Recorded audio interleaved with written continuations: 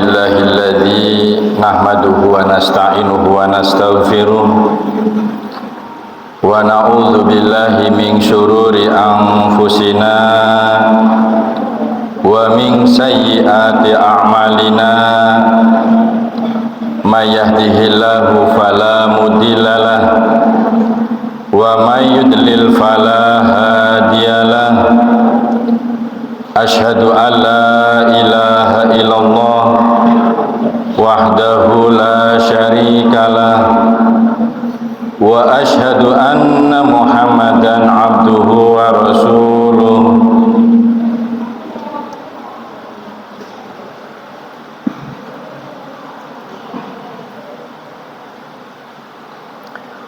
Wassalatu wassalamu ala rasulillah Nabiyina Muhammadin wa ala alihi wa ashabihi wa mawala.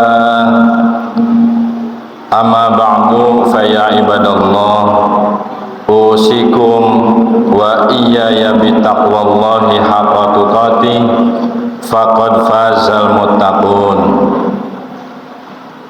Ma'asyiral muslimin rahimakumullah. Segala puji hanya milik Allah, Tuhan semesta alam. Kita sebagai hamba Allah harus senantiasa meningkatkan iman dan selalu berharap ampunan dari Allah Subhanahu wa ta'ala. Salawat dan salam semoga tercurah pada Nabi Muhammad sallallahu alaihi wasallam, teladan umat Islam yang senantiasa menjunjung nilai-nilai kemanusiaan, yang perangai-perangainya dapat dijadikan kompas moral kehidupan. Sikapnya yang sidik, amanah, tablik dan fatonah dapat menjadi mata air keteladanan yang mencerahkan semesta ini. Ma'asyiral muslimin rahimakumullah. Hari-hari ini kehidupan beragama, berdinul Islam semakin hari hadir terasa berkurangnya nilai-nilai spiritualitas, karena kehidupan beragama kita hanya selalu berisi pengulangan tanpa penghayatan yang sangat mendalam atas nilai-nilai atau ruh ajaran-ajaran Islam, sehingga kurang bahkan tidak menyentuh ke dalam kalbu kita semua sebagai manusia. Terkadang nilai-nilai ibadah sholat kita yang kita kerjakan hanya seperti sebatas yang bersangkut paut dengan hukum-hukum tentang syaratnya, rukun-rukunnya, sah dan batalnya saja. Tidak lebih laiknya mesin yang diprogram untuk menegakkan sholat tanpa merasakan kesan atau hikmah yang mendalam setelah kita melaksanakan atau mendirikannya. Karenanya di dalam menjalankan agama jangan sampai didasarkan atas suatu konstruksi pemikiran yang sempit dan koridor-koridor normatif yang serba membatasi, melainkan beragama harus selalu diisi dengan ruh atau nilai-nilai agama yang universal dan merespon tentang segala bentuk masalah, tantangan-tantangan hidup kekinian. Para hadirin yang dirahmati Allah Subhanahu wa ta'ala, ada 4 nilai yang paling esensial di dalam beragama Islam. Yang pertama adalah al-tauhid, atau yang kita kenal tentang tauhid, yaitu nilai dasar mengajarkan kepada kita bahwa satu-satunya wujud mutlak yang abadi adalah Allah Subhanahu wa ta'ala. Dialah maha satu-satunya entitas yang tidak bermula dan tidak berakhir, atau yang disebut dengan qadim wa baqa. Sedangkan manusia dan segala makhluknya adalah kenyataan yang masa kehidupannya tak lebih dari 2 atom perjalanan waktu, karena keberadaan mereka yang senantiasa bisa hancur atau fana. Yang fana adalah semesta, tetapi Allah Subhanahu wa ta'ala adalah zat yang maha abadi. Para hadirin sidang Jumat rahimakumullah, nilai tauhid menjadi dasar seluruh konsep dan aktivitas umat Islam, baik di bidang ekonomi, bidang politik, sosial maupun budaya, serta ilmu apapun, tidak lepas dengan yang namanya tauhid kepada Allah Subhanahu wa ta'ala. Hakikat tauhid adalah penyerahan diri yang bulat, yang utuh kepada kehendak ilahi, baik menyangkut ibadah maupun muamalah, di dalam rangka menciptakan pola kehidupan yang sesuai dengan kehendak Allah Subhanahu wa ta'ala. Jadikanlah sholat hidup kita, mati kita, itu semuanya kita orientasikan hanya kepada Allah Subhanahu wa ta'ala. Karena Allah Subhanahu wa ta'ala, hidupku, matiku, dan apa yang ada di dalam kolong jagat ini akan kembali kepada Allah Subhanahu wa ta'ala. Sebagaimana firman Allah Subhanahu wa ta'ala, qul inna sholati wa nusuki wa mahyaya wa mamati lillahi rabbil alamin. Yang artinya, katakanlah wahai Muhammad, sesungguhnya sholatku, ibadahku, hidupku dan matiku hanyalah untuk Allah, Tuhan seluruh alam. Termaktub di dalam Quran surat Al-An'am ayat 162.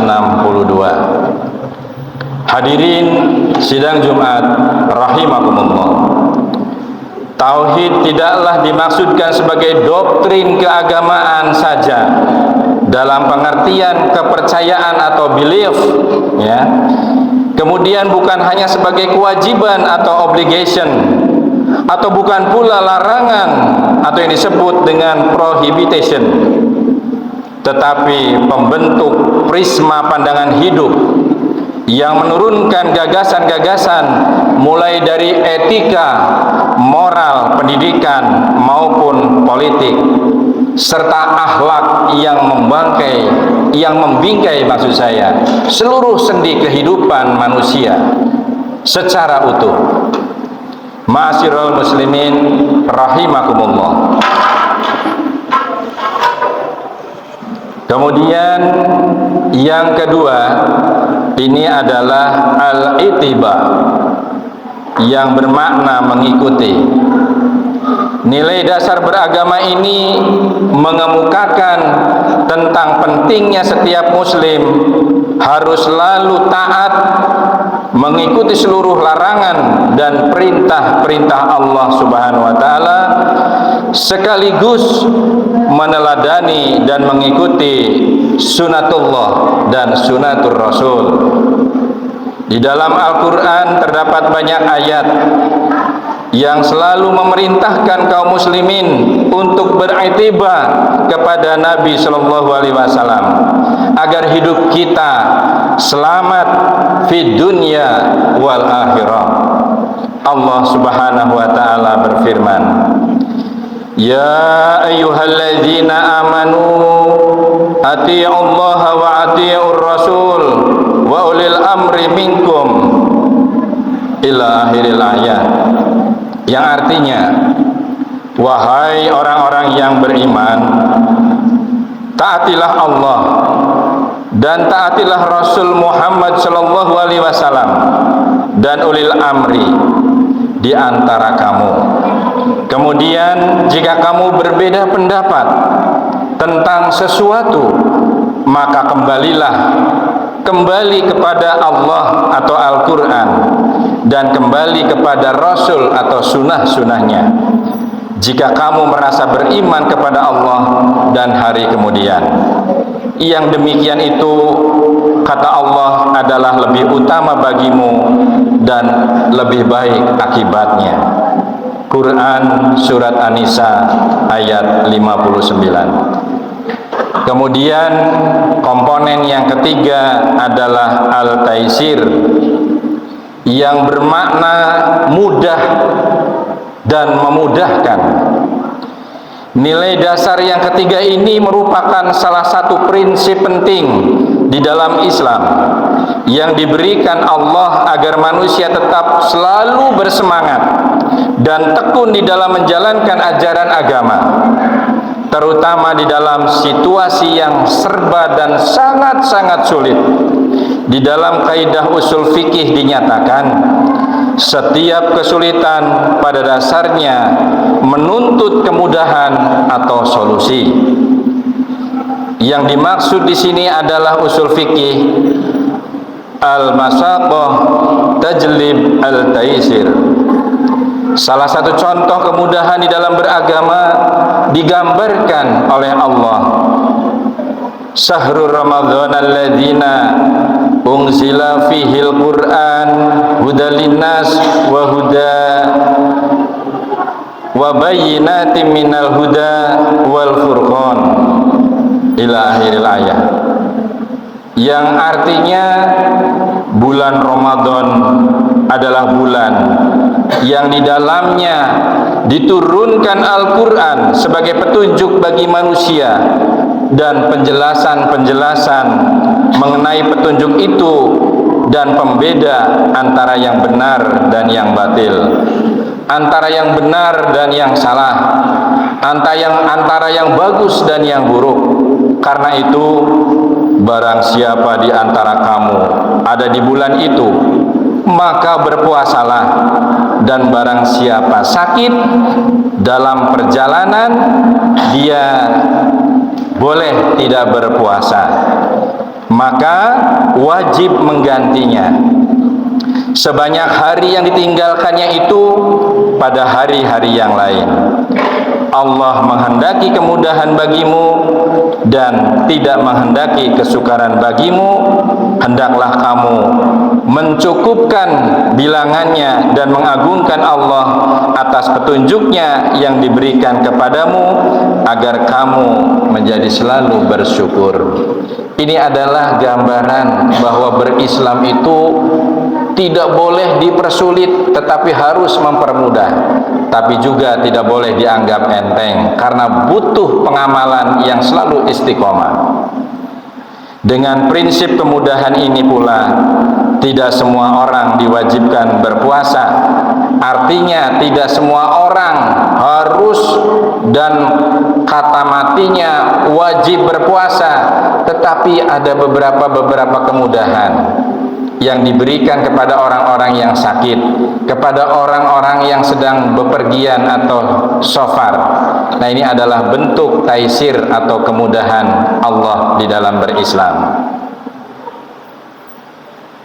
Tentunya hal ini tidak begitu mudah untuk meninggalkan tidak berpuasa, tetapi harus diqadha atau membayar fidyah. Nah, ini solusinya yang diberikan oleh Allah yang termaktub di dalam Quran Surat Al-Baqarah ayat 184. Adanya berbagai kemudahan di dalam ajaran Islam ini agar selalu memastikan umat Islam dapat menjalankan agama tanpa susah payah dalam dimensi ruang dan waktu, dan mendorong agar rajin menjalankan agama lantaran bisa dilakukan dengan mudah dan harus tanpa sulit dan menyulitkan. Tidak heran pula bila sekelas ulama besar kontemporer yang terkenal namanya, yaitu Yusuf Qardawi di dalam kitab Al-Ijtihad fi Al-Syariati Al-Islamiyah ini menegaskan bahwa prinsip yang melandasi hukum Islam adalah taisir atau mudah dan memudahkan. Ma'asyiral muslimin rahimakumullah. Yang keempat dari komponen ini adalah nilai maslahat. Selain taisir, prinsip utama lainnya di dalam berislam adalah maslahat. Lawan sepadan dari maslahat kita sering mendengar adalah yang disebut dengan mudarat. Hal tersebut berdasarkan hadis Nabi yang diriwayatkan Ahmad menyebutkan bahwa la dirara wa la dirara, tidak madarat dan memadaratkan. Al-Ghazali dalam kitab Mustafa min Ilm al-Usul berpendapat bahwa relasi yang terbangun antara syariat dengan istilah kemaslahatan ini sangat erat sekali. Maslahat menurut Al-Ghazali adalah memelihara agama, jiwa, akal, keturunan dan harta benda dengan apa? Dengan rujuk kembali kepada nilai-nilai Al-Quran dan As-Sunnah. Adanya kemaslahatan di dalam prinsip ajaran Islam menandakan bahwa penderitaan merupakan sesuatu yang harus ditinggalkan.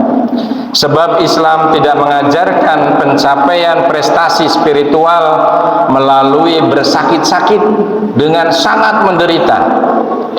Allah memang melatih penderitaan berupa apa? Berupa sedikit ketakutan, berupa kelaparan dan kekurangan harta.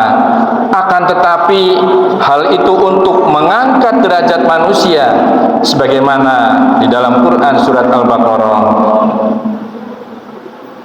walanabluwannakum bisyai'im minal khaufi wal ju'i wa naqsim minal amwali wal anfusi wa thamarati wa basyiris sabirin. Yang artinya seperti ini para hadirin, ya. Dan kami Allah pasti akan menguji kamu semua dengan sedikit ketakutan, dengan kelaparan, dengan kekurangan harta, dengan jiwa dan buah-buahan. Artinya terwakili dengan buah-buahan ini adalah makanan, ya. Dan sampaikanlah kabar gembira kepada orang-orang yang sabar. Ini Allah menggambarkan di dalam Quran surat Al-Baqarah, tepatnya pada ayat 155. Demikianlah khutbah singkat pada siang hari ini. Marilah kita menyelami relung nilai-nilai agama ini agar senantiasa hidup bahagia fi dunya wal akhirah. Semoga dalam menjalani kehidupan sehari-hari kita senantiasa di dalam kasih sayang Allah Subhanahu wa taala, dalam lindungannya, dalam ridhonya, dalam barokah Allah Subhanahu wa taala. Amin ya rabbal alamin.